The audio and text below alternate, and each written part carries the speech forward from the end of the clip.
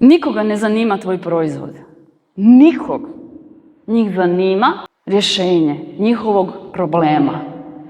I tu većina ljudi zapne kao ono, ne znam, recimo da ste putnička agencija i prodajete putovanje na Maldive. Pa nećete im objašnjavati kako izgledaju sjedala u ekonomskoj klasi u avionu. Znate, plava su stavili. Kao ono, kupi aranžman jer su sad plava sjedala u avionu. Kog briga? Njih zanima kako će njima biti na Maldivima. Isto tako, vaše klijente zanima kako će biti njihova koža, koliko će to biti dugotrajno i sve ostalo. Njih zanima kako će ih drugi gledat. Kako će se one osjećati u svojoj koži nakon toga i kako će ih drugi gledat. To sad hoćete vi koristiti ovu iglu, onu iglu ili se zove ovako ili onako. To je manje bitno. Njih zanima rezultat.